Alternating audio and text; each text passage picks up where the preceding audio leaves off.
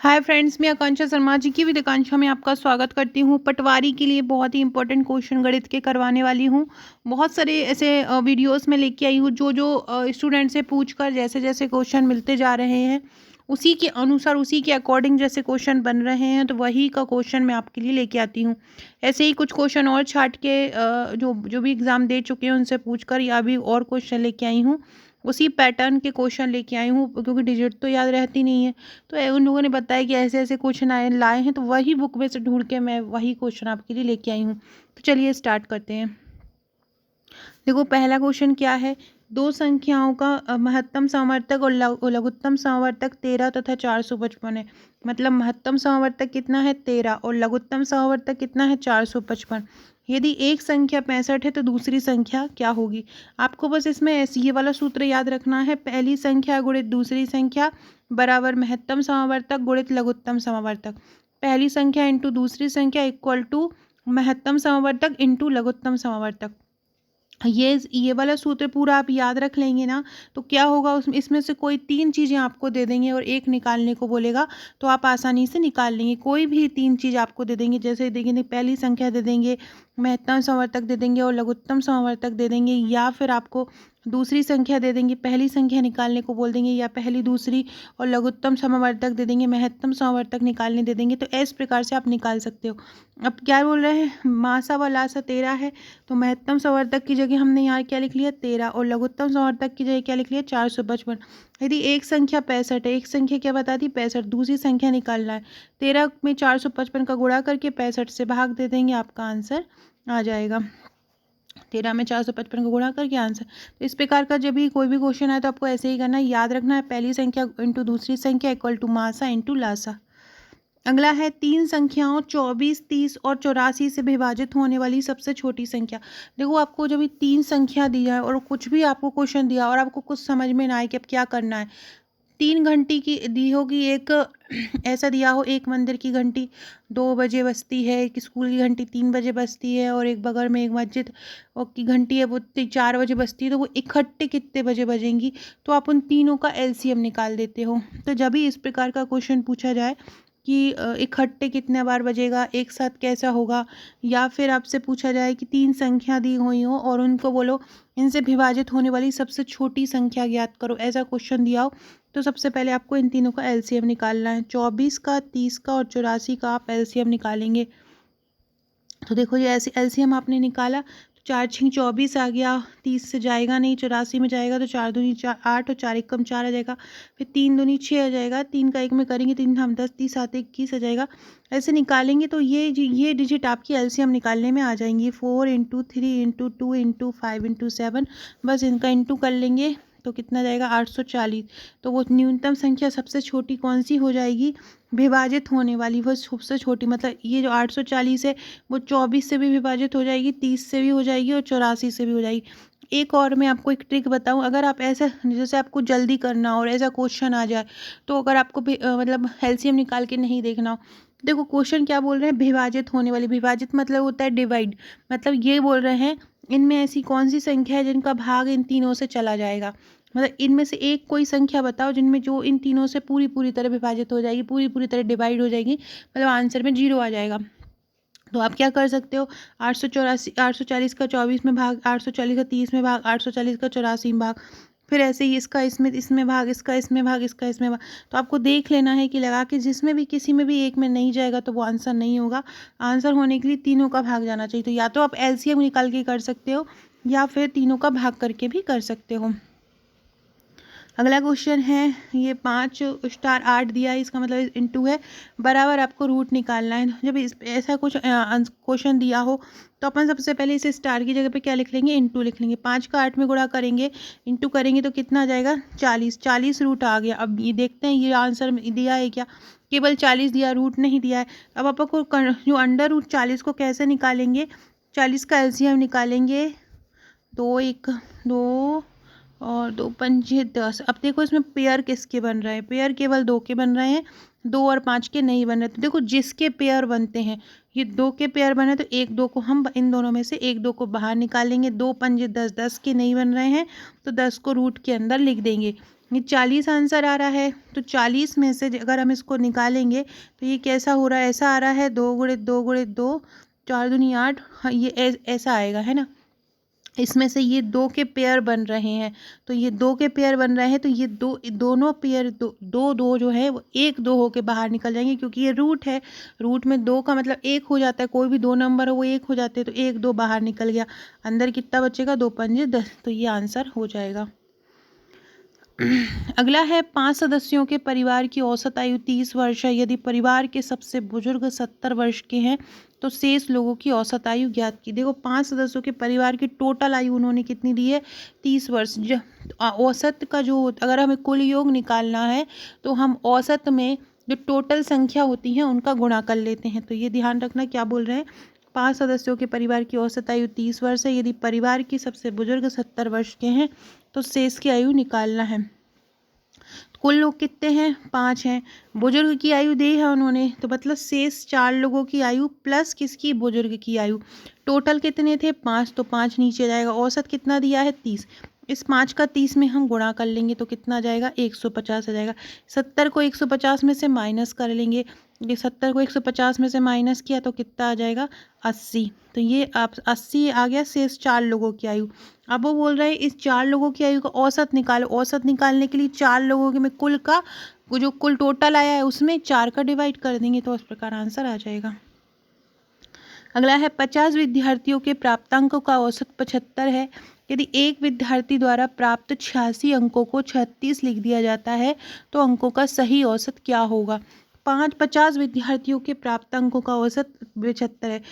कुल संख्या निकालनी है तो 50 में 75 का गुणा कर लेंगे, तो कितना जाएगा, 50 में 75 का गुणा किया तो 3750। अगर इनका औसत निकालेंगे तो औसत क्या होगा, कुल योग बटे कुल संख्या। अब वो क्या बोल रहे हैं, प्रश्नानुसार क्या बोल रहे हैं, प्रश्नानुसार बोल रहे हैं यदि एक विद्यार्थी द्वारा 86 अंकों को 36 लिखा गया, तो देखो जो टोटल हमारा आया है मतलब 3750 आया है, उसमें हम क्या करेंगे, 3750 प्लस जो गलती लिखाया हो, जो 2 संख्याएं जो एक की बजाय दूसरी लिखाई हो, उन दोनों को माइनस कर लेंगे। मतलब 86 लिखा है 36 की जगह, 36 लिखा है 86 की जगह, जो भी होगा तो यहाँ पे 3750 प्लस 36 माइनस, मतलब जो भी गलत लिखेगा उसको माइनस में कर लेंगे। बटे में कुल विद्यार्थी कितने हैं, 50, तो 50 से भाग दे देंगे और आंसर निकल। जब भी ऐसा क्वेश्चन आए कि अगर इस एक संख्या को एक गलती से ऐसा लिख दिया है तो जो टोटल संख्या आती है, जैसे कि बोले टोटल संख्या 100 है, टोटल औसत 100 आया है और 50 की जगह 40 लिख दिया है, तो क्या करेंगे आप, यहाँ पे प्लस लगा के 50 में से 40 माइनस कर देंगे। तो ठीक है, ऐसे ही यहाँ पे क्या आया है, 3750, यहाँ पे प्लस यहाँ पे, हाँ यहाँ पे प्लस लगा के क्या करेंगे, उनको दोनों को जो संख्या रहेंगी उनको माइनस कर देंगे। अगला क्वेश्चन है यदि एक वर्ग में 30 लड़कों का औसत स्कोर 80 है, क्या है, 30 वर्गों का और 30 लड़कों का औसत स्कोर 80, तो 30 का हम काय में गुणा करेंगे, 80 में, और उसी वर्ग में 20 लड़कियों का औसत स्कोर कितना है, 90 है।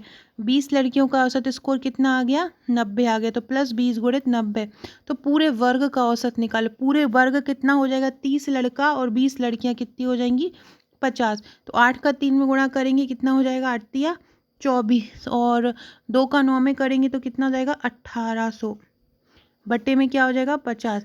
इन दोनों को गुणा करके 50 से डिवाइड कर देना, आंसर आ जाएगा। देखो ये बोल रहे हैं 30 का औसत कितना है, 80 लोगों का औसत कितना है, 30 का औसत कितना है, 80, तो हमने 30 का 80 कर दिया, गुणे 20 लोगों का औसत कितना है, 90, तो हमने 20 में 90 का गुणा कर दिया, बटे औसत स्कोर निकालेंगे कुल संख्याओं का योग है। 30 लड़के हैं और 20 लड़कियां हैं, 30 लड़के और 20 लड़की को नीचे लिख दिया, जोड़ देंगे और आंसर निकल जाएगा। एक टोकरी में 10 सेब और 15 संतरे हैं, एक सेब का मूल्य 9 रुपये है। देखो 10 सेब हैं और एक सेब का मूल्य 9 रुपये है, तो टोटल 10 सेब कितने के हो जाएंगे, 10 गुणित 9 मतलब 90 रुपये के, और 15 संतरे हैं, एक संतरे का मूल्य 5 रुपये है, तो एक का मूल्य 5 है तो 15 का कितना हो जाएगा, 15 5 75। 10 सेबों और 15 संतरों का औसत मूल्य निकालना है। देखो एक का तो हमने पता कर लिया, एक का तो उनने आपको दिया है। अब हमको 10 सेबों और 15 संतरों का औसत मूल्य निकालना है। औसत मूल्य बराबर क्या होता है, जितने की टोटल आए होंगे और बट्टे में जितने आए होंगे। तो टोटल कितने के आए, 90 के सेब आए तो प्लस 90 लिख लिया, संतरे कितने के आए 75 के 75 लिख लिया।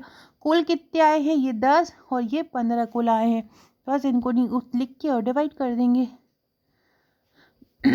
अगला है, यदि 3 प्रेक्षण 80, 82 और 70 हैं और चौथा 5वें प्रेक्षण का दुगुना है। चौथा कैसा है, 5वें प्रेक्षण का दुगुना है और इनका औसत 95 दिया हो तो प्रेक्षण निकालो। 3 प्रेक्षण कैसे हैं, 80, 82 और 70। तो 80 लिख लिया, 82 लिख लिया और 70 है लिख लिया, है ना। और क्या लिख लिया,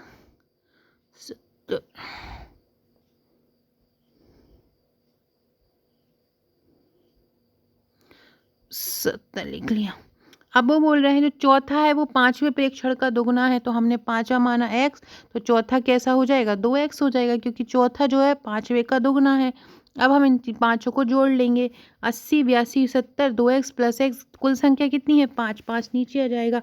औसत उन्होंने आपको 95 दिया है, देखो औसत 95 दिया है, हाँ ये औसत 95 दिया है। तो 95 बराबर क्या हो जाएगा, 80 plus 82 plus 70 plus 2x plus x।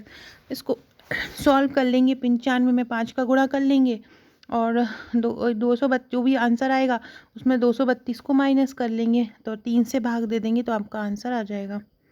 एक कक्षा में 11 विद्यार्थियों द्वारा प्राप्त अंक हैं 25, 6, 15, 8, 9, 21, 18, 13, 20, माध्यिका निकालिए। तो देखो सबसे पहले जब बहुत सारी संख्या दी होती हैं तो हम उनको आरोही क्रम में लिख देते हैं। आरोही क्रम मतलब होता है पहले सबसे छोटा फिर उससे बड़ा।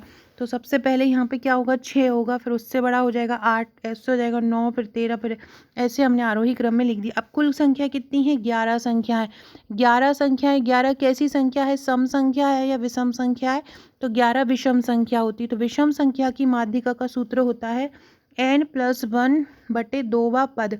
तो n क्या है इसमें, n मतलब जितनी भी संख्या है, टोटल कितनी है 11 संख्या, तो 11 हो जाएगा, प्लस 1/2, 11 और 1 कितना हो जाएगा 12, 12/2 6वां पद। अब यहाँ से हम 6वां पद देखेंगे, 1, 2, 3, 4, 5, 6, तो 6वां पद क्या आ रहा है 16, तो 16 आपका आंसर हो जाएगा। ऐसे इस प्रकार के क्वेश्चन को आप सॉल्व करते हैं। सबसे पहले हम क्या करते हैं, चर को आरोही क्रम में लिख देते हैं, फिर हम ये देखते हैं कि कौन से नंबर का आ रहा है, ये कौन से नंबर में आ रहा है सॉल्व करने पर, तो वही पद आपका आंसर आ जाता है। n जितनी भी संख्याएं होती हैं वो n के डिजिट में लिखाता है, और माध्यिका में अगर विषम संख्या होती तो यही सूत्र लगता है n+1/2वां पद। अगला है, एक चुनाव में अमन को 65% मत प्राप्त हुए और 3000 मतों के अंतर से वो विजयी रहा। डाले गए कुल मतों की संख्या निकालिए। आपने माना कि जो कुल मत मिले हैं वो x मिले हैं। अब अमन को कितने प्राप्त हुए हैं, अब एक चुनाव में अमन को 65% प्राप्त हुए, तो ये 65% किसके मिले होंगे, जो कुल हमने x माना है तो कुल के ही मिले होंगे 65%। तो आपने कुल मत अगर x माना तो अमन को प्राप्त मत कितना हो गया, x गुणित 65/100 बराबर कितना हो जाएगा, वो बराबर 3000 मत है। अब हमको डाले गए मतों की कुल संख्या निकालनी है। ये तो होती है लंबी डिटेल, इसका मैं एक शॉर्ट भी बता देती हूँ आपको, क्योंकि शॉर्ट वहाँ पे काम आएगा। देखो शॉर्ट के लिए ये ट्रिक आपको याद रखना है, x/m-n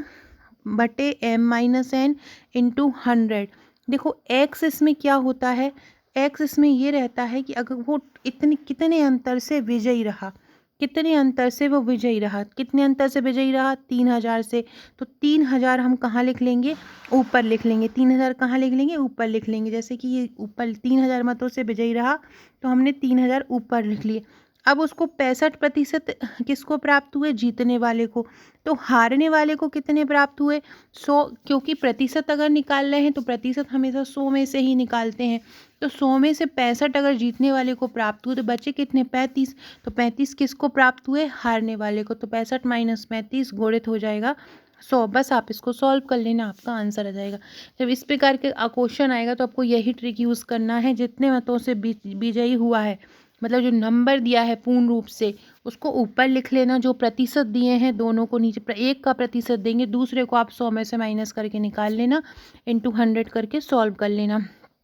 तो ये ट्रिक आप लोग याद रखना, x बटे m माइनस एन गुणे 100। x मतलब होता है जो मत डाले गए हैं, तो ये m मतलब होता है प्रतिशत, जीतने वाले का प्रतिशत, और n मतलब हारने वाले का प्रतिशत। m का 1% दिया होगा, दूसरा प्रतिशत आप 100 में से माइनस करके निकाल लीजिएगा। फ्रेंड, डिस्क्रिप्शन बॉक्स में मेरे व्हाट्सअप, टेलीग्राम, फेसबुक, ट्विटर की लिंक मिल जाएगी, ज्वाइन जरूर कर लीजिएगा।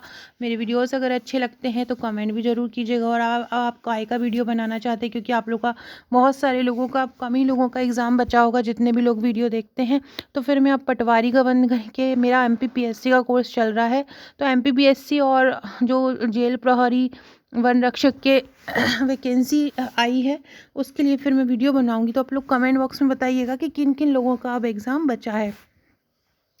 एक व्यक्ति को 20 मीटर कपड़ा बेचने पर 4 मीटर कपड़े के विक्रय मूल्य के बराबर लाभ प्राप्त होता है, तो लाभ प्रतिशत ज्ञात कीजिए।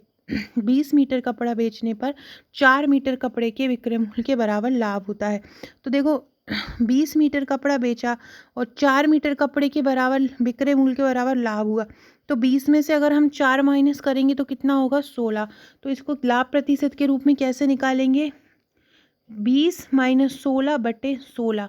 जितने विक्रय मूल्य के बराबर होता है वो हमेशा नीचे आता है, जितने विक्रय मूल्य के बराबर होता है, जिसके विक्रय मूल्य के बराबर होता है। 20 मीटर कपड़ा बेचने पर 4 मीटर कपड़े के विक्रय मूल्य के बराबर लाभ हो रहा है, तो कैसे निकालेंगे, 20 में से 4 माइनस कर देंगे तो क्या हो जाएगा, 20 में से 4 करेंगे तो क्या आएगा, 16। तो 20 माइनस 16 बटे 16 इंटू 100, ऐसे आप इसको निकाल सकते हैं।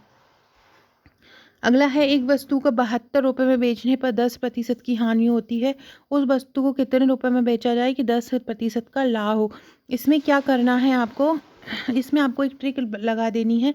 ट्रिक है x 100 प्लस n बटे 100 माइनस m। यहाँ पे x क्या होता है, x का मतलब है यहाँ पे 72। क्या है x का मतलब, 72। अब आज पहले क्या हो रहा है, 10% की हानि हो रही है, तो जो ऊपर होगा वो लाभ के लिए रहेगा, तो प्लस रहेगा, नीचे क्या रहेगा, हानि का रहेगा। तो ये ट्रिक आप इसमें लगा सकते हो, 100 प्लस n और 100 माइनस m।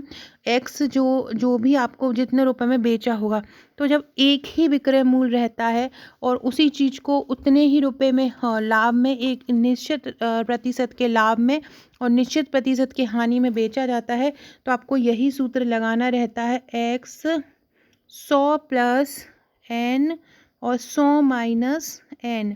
यहाँ पे m और n में 10-10 ही आएगा। ये ट्रिक तब लगाई जाती है कि जब विक्रय मूल्य सेम होता है और जो जिस दर से आप बेचते हो, जिस दर से आपको हानि होती है या जिस दर से आपको लाभ होता है, वो दर यहाँ m और n की जगह पे आ जाती है, और वैसा का ही वैसा सेम आप उस क्वेश्चन को सॉल्व कर लेते हैं। तो ये ट्रिक आप ध्यान रखिएगा, 100 प्लस n और 100 माइनस m। ये ट्रिक आप ध्यान रखिएगा। x मतलब जो जिस रेट पर वस्तु को बेचा जा रहा है, तो वो यहाँ 72 में बेचा रहा है, तो 72 आ जाएगा। 100 में n प्लस करेंगे मतलब 10 प्लस करेंगे 110 आ जाएगा। 100 में m माइनस करेंगे मतलब 10 माइनस करेंगे तो 90 आ जाएगा। फिर क्या हो जाएगा, 72 गुणे 110 बट्टे क्या आ जाएगा, 90। 9 से 0 कट जाएगा, 9 एकम 9 और 9 8 क्या हो जाएगा, 72। तो 11 8 क्या हो जाएगा, 88 हो जाएगा। तो इस प्रकार से ये क्वेश्चन आए तो आप इस प्रकार से इसको सॉल्व कर सकते हो। अगला है, एक राशि पर 10% ब्याज की दर से 2 वर्ष में चक्रवृद्धि ब्याज और साधारण ब्याज का अंतर 200 है, मूलधन ज्ञात करो। जब भी चक्रवृद्धि ब्याज और साधारण ब्याज, ये क्वेश्चन बहुत इंपॉर्टेंट है, जब चक्रवृद्धि ब्याज और साधारण ब्याज का अंतर दिया हो तो आपको ये सूत्र लगाना है, D बराबर P R बटे 100 की पावर n। यहाँ पे D क्या है, अंतर है, अंतर इन्होंने दिया है आपको कितना, 200। मूलधन दिया है, नहीं, मूलधन निकालना है। R दिया है, R की जगह लिख दोगे 10, समय दिया है 2, बस इसको सॉल्व कर दोगे। जब भी अंतर वाला सवाल दिया हो ऐसे ही आपको सॉल्व करना है। अंतर वाले सवाल में आपको ये फॉर्मूला लगा लेना है। D का मतलब होता है डिफरेंस, मतलब अंतर। अंतर दिया होगा तो आपको यही फॉर्मूला लगा लेना है, D बराबर P R अपॉन 100 की पावर n। सो फ्रेंड्स, ये थे हमारे आज के क्वेश्चन। आशा है आपको पसंद आएंगे। पसंद आए तो वीडियो को लाइक कीजिएगा, शेयर कीजिएगा। कल दिन में रीजनिंग का या कंप्यूटर का वीडियो लेके आऊँगी, जो रह गए थे आज दिन में क्वेश्चन। इसके अलावा और कौन सा वीडियो चाह रहे हैं आप, तो वो मुझे कमेंट बॉक्स में बताइएगा, और किस किस का पेपर रह गया ये भी बताइएगा। Okay friends, thank you.